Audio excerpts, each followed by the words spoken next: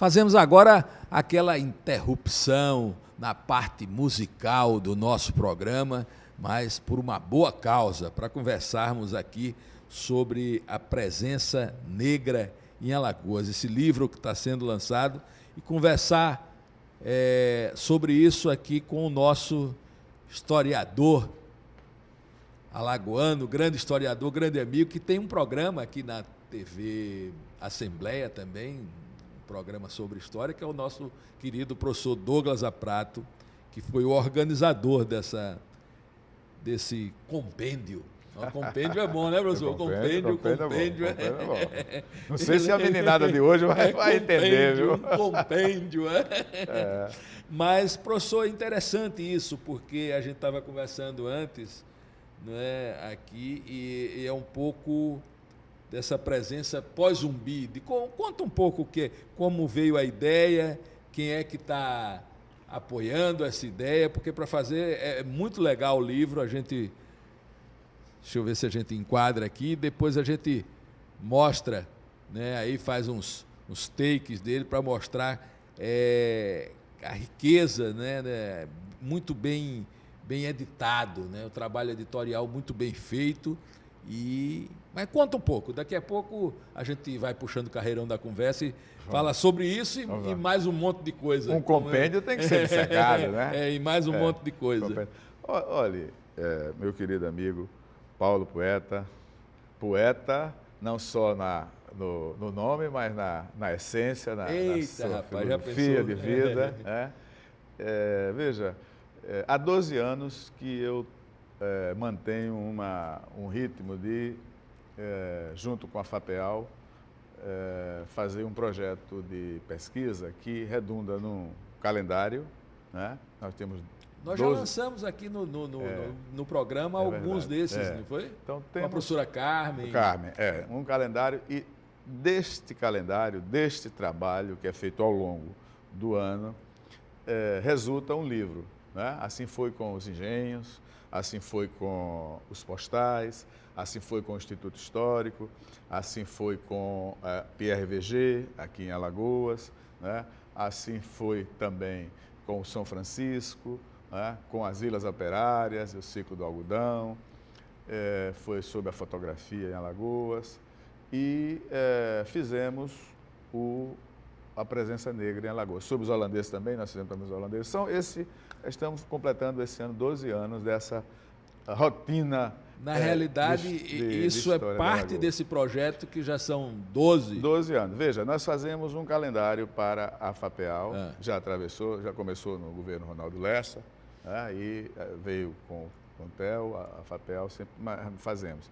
E, normalmente, eu tenho feito, e eu gosto muito de trabalhar com outros companheiros. Né? A pesquisa é muito boa você fazer o seu trabalho, mas é muito bom também você ter um núcleo de pesquisa com mais um ou dois ou três companheiros que partilhem desse trabalho. Então, você vai formando uma corrente de pensamento. Vou fazendo, também, né? Exato. Então, eu já trabalhei com Carmen Lúcia Danta, minha querida amiga, às vezes, você se separou da Carmen? Não, Carmen, aquele casamento é um casamento indissolúvel, né? Cada projeto é um, né? Já trabalhei com a Carmen Alé Almeida, né? Já trabalhei com o Golbery, né? Já trabalhei com outras pessoas, e agora estamos trabalhando com o Clébio, já fizemos a fotografia. Tem muita gente legal aqui. E o nosso reitor, Jário Campos, que é uma figura impressionante, né? O Jário e o Clébio são dirigentes, reitores. Tem mais aqui o Edson Bezerra, o Edson Bezerra, né? O Zezito. O Zezito, que é uma e a figura Clara também conhecida, Suassuna. a Clara Suassuna. Então, a temática do calendário da presença negra foi feita com esses companheiros, e nós, exatamente, eu e Jairo, né, envolvemos muito a UNEAL nesse trabalho, que é a nossa universidade estadual, e trabalhamos esse tema, que é um tema muito importante na historiografia, na sociologia alagoana, e que nem sempre é dado a projeção e a importância que ele merece, né? A importância de relevo. Se você vai estudar Alagoas, obrigatoriamente ela passa pelo estudo da presença negra no nosso estado desde a época colonial. Por quê? Porque a parte significativa da população alagoana é negra. né, uma parte expressiva da cultura alagoana é negra. Então, você não pode estudar a cultura, a história de Alagoas, né, você não pode estudar a economia de Alagoas se você não se deter exatamente sobre esse importante componente que, ao longo da sua história, foi humilhado, foi desprezado, foi esquecido, foi marginalizado.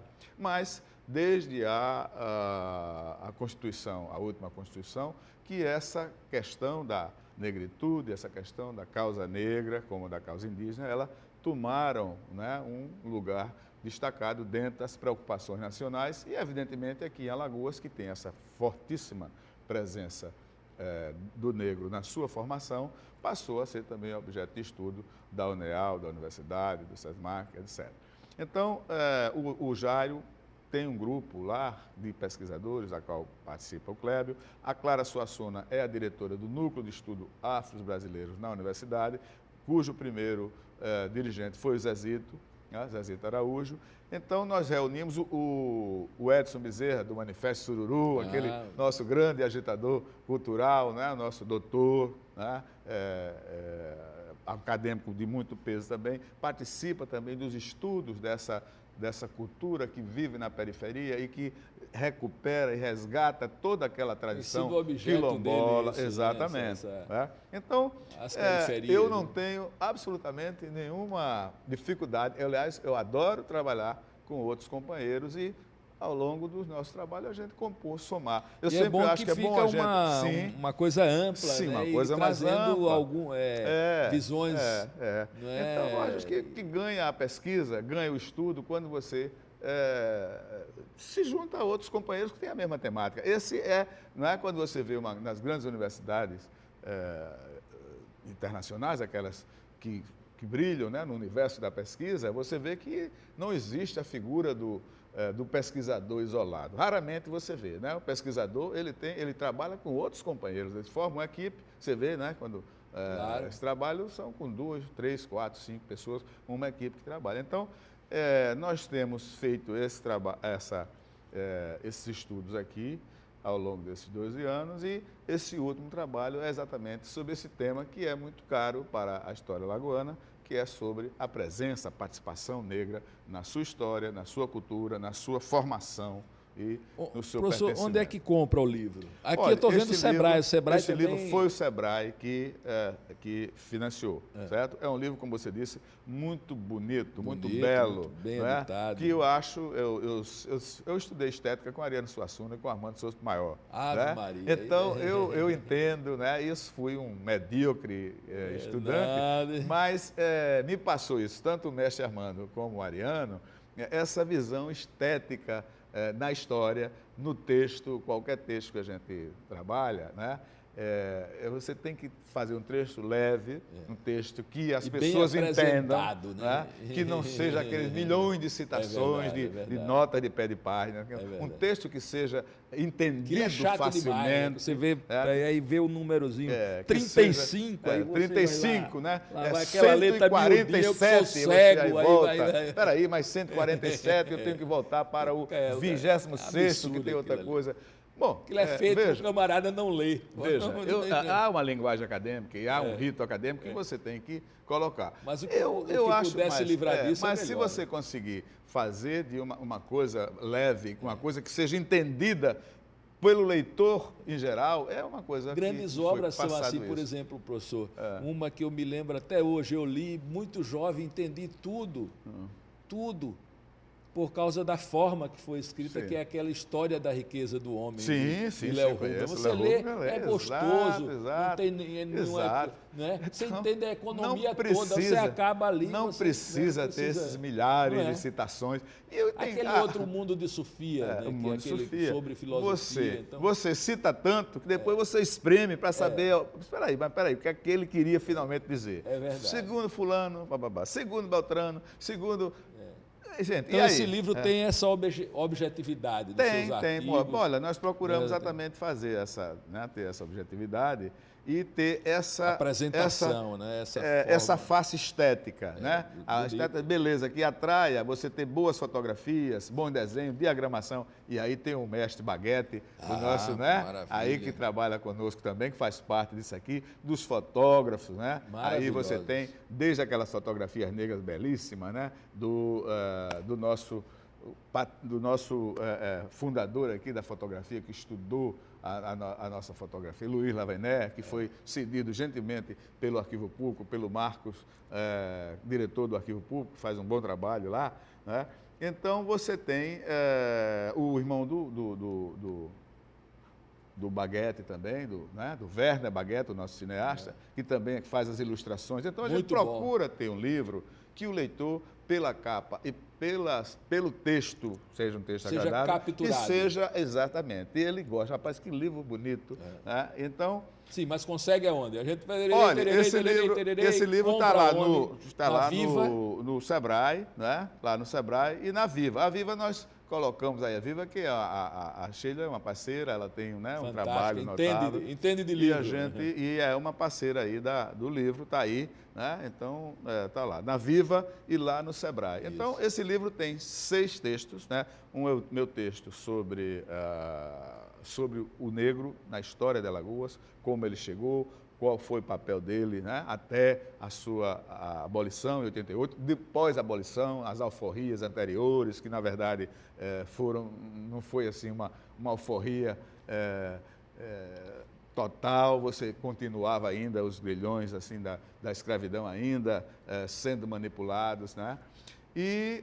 Mesmo pós-abolição? Mesmo pós-abolição, mesmo antes da alforria, porque havia o negro alforriado que comprava, mas mesmo após a abolição, há dificuldades com que o negro, e até hoje ainda não temos uma inclusão. Eu vi várias fotos aqui que ao negro sobrou mesmo os trabalhos mais... menos, digamos assim, menos dignos. Agora é que você tem uma política de cotas, você tem uma política de inclusão, de prestigiar, e você reconhecer o legado negro que você tem, não só em Alagoas, como no Brasil. Então, os núcleos quilombolas, quer dizer, é algo além do Zumbi, porque a gente celebra o Zumbi, dia 20, que é o maior acontecimento histórico de Alagoas, sem sombra de dúvida, são os Palmares, né? Mas eu digo, você não deve se fixar apenas lá, aí morre lá em Palmares. Sim, e depois de Palmares, o que aconteceu? Hoje, qual é o quadro de inclusão, né, da cultura negra, da presença negra dentro do quadro de Alagoano, o quadro alagoano de hoje, século XXI, que papel. Né? Então, o livro procura exatamente mostrar, inclusive, as figuras negras importantes também, o Rodrigues de Mello, que é uma figura extraordinária, o primeiro promotor negro, o fundador da Academia Alagoana de Letras, membro do Instituto Histórico, era filósofo, era músico como você, né? Era poeta como você, foi uma figura notável e que foi muito ridicularizada, foi um homem intelectual de peso, foi parlamentar, foi um homem, um grande orador, encabeçou as grandes manifestações, né, pelo petróleo é nosso, pela a declaração de guerra alemã, depois do torpedeamento do navio, as grandes concentrações, a preocupação com o preso, com a dignidade do preso naquela época.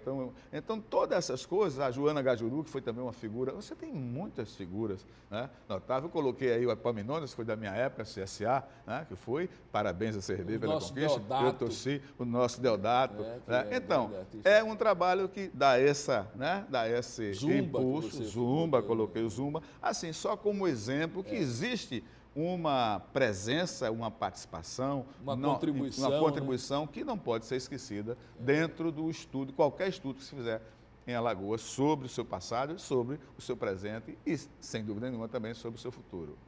Professor Douglas, um abraço grande, né? A gente, longa vida esse projeto, né? Que a gente tem, mas já está 12, que a gente aí triplique mais. Já estou trabalhando com o próximo, estou trabalhando, já estou estudando, estou fazendo minhas pesquisas com o Jorge Vieira, nosso querido Jorge Vieira, você conhece? Sim, né? Claro. Que é o grande defensor da causa indígena, né? Vai ser a herança indígena em Alagoas. Então, estou trabalhando com o Jorge, estou trabalhando com o Jairo. E só uma sugestão, não sei como com o Clébio. Não sei como é que se dá isso da questão com o Amaro, indígena, que são pessoas que trabalham nessa...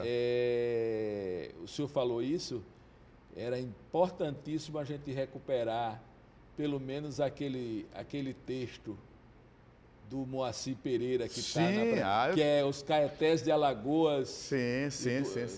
Do Brasil, uma coisa assim. Eu tenho que é da presença indígena dele. Exatamente. Mas aquele texto, basicamente, que fala dos Caetés, tem algumas revistas do Instituto também que tem muito interessante, né? Moacir foi um cara importante, estudioso, né? importantíssimo. E aqui pertinho da gente, a gente nunca teve, né? Eu tive com ele através do senhor. É verdade. O Enio também, né? Enio Lins, né? Tive o prazer de conhecê-lo privado. Um grande estudioso, um homem que estudava, vivia para estudar, era um homem que deixou um legado, assim, de bibliográfico muito bom. Só para a gente não perder o carreirão da conversa, né? E para a gente terminar isso, eu não podia ter o senhor aqui, pós-eleição, e o senhor não fizesse uma pequena avaliação, o que é que o senhor acha, o que é que vai acontecer com o Brasil pós essa eleição, né? Como é que fica o Brasil e o que é que o senhor vê do ponto de vista do futuro, como é que as coisas caminharão a partir daí? Porque eu acho que não foi uma eleição simples, comum. Eu acho que ela vai deixar vários ensinamentos. Houve um recrudescimento, né, de posições, houve uma coisa clara, uma dicotomia, uma dualidade, né? O Brasil dividiu-se em dois polos realmente. É verdade. O que é que o senhor prevê? Olha, eu acho que, primeiro, é a hora de a gente pegar o tacape, a lança, a flecha, o mosquetão, o rifle, desarmar, guardar tudo. E guardar, né? Abanou. Então é hora da gente estar torcendo pelo Brasil, estar torcendo por Alagoas, né? Que a gente torcer a favor, não torcer contra. Né? Nós vivemos aqui, no nosso país, nosso estado, né? Independente das posições de cada um. Acho que foi realmente uma eleição dura, acirrada, onde as posições se radicalizaram, né? A gente se mostraram, viu, né? Mostraram com força. Então, eu acho que houve um avanço extraordinário nesses últimos anos, com políticas de inclusão social, né? Políticas que atendessem exatamente esses segmentos menos atendidos ao longo da história. Mas acho que, ao lado disso, há também um represamento de algumas demandas que estão aí, e a gente viu que houve uma divisão do eleitorado. As urnas falaram. As urnas falaram. Né? A gente viu também preocupante o número de votos nulos, em brancos e pessoas que não foram, de abstenções, pessoas que não foram. Então, é preciso, é claro. Então, a gente tem assim, as grandes demandas do país, né, do Estado, o nosso Estado está inserido nisso, né, que são educação, em primeiro lugar, que melhorou muito o ensino superior, mas o ensino básico continua avançando, mas continua ainda, eu acho que devia ser federalizado, né? A saúde também, que a gente está vendo aí, transporte e a segurança. Então, eu acho que isso aí a gente torcer, nós estamos com o novo governo do Estado, nós temos o governo federal, né? A presidente Dilma disse que é um novo governo, então a gente torcer exatamente para que essas demandas sejam estudadas, colocadas, né? E a gente não torça contra, a gente torcer a favor do país, a favor de Alagoas precisa de nós, né? O Brasil precisa de nós, né? E a gente... desarmar os espíritos. Né? Desarmar os espíritos. Exatamente. O Facebook foi um campo de batalha, né? Nessas eleições. Foi um acirramento muito grande. Um negócio então, terrível. A gente não deve estar nisso aqui. Na época eleitoral, cada um tem o seu candidato, cada um tem o seu partido, cada um tem a sua... Mas também rechaçar essa coisa desse nordestinismo.